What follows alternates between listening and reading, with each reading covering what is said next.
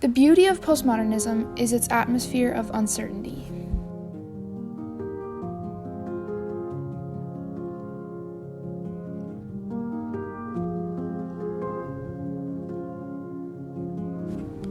All of these quotations really show that consumerism is all around the author, because he's describing the cycle he's feeling trapped in, always desiring more. When he gains one thing, it satisfies him for such a minuscule time until he starts craving something else.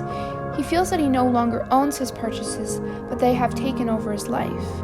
This is extremely significant for the whole novel because it reveals his hope to move away from the jaws of materialistic life to the unknown of a minimalist life.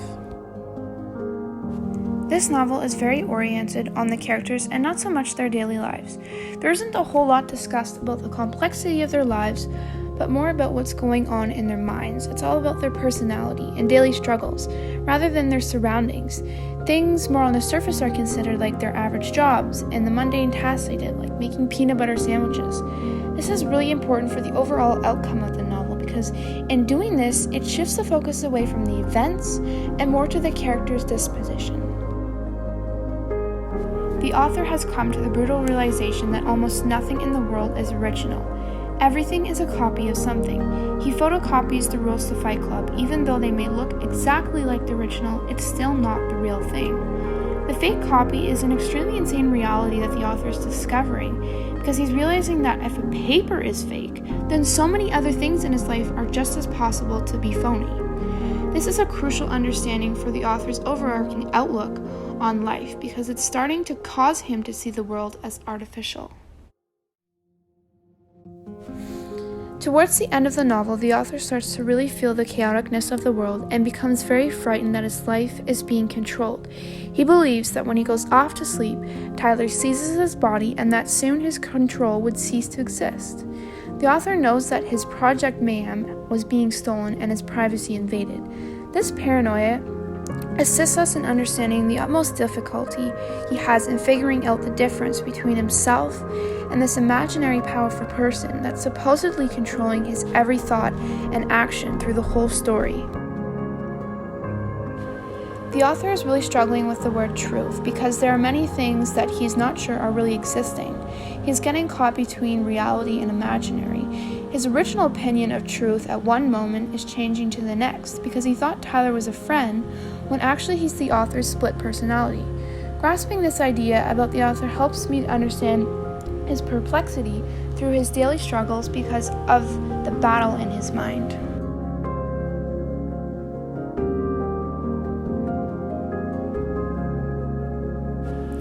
An interesting fact that Mary Cleggs talks about is how postmodern literature really celebrates tragedy and human subjectivity.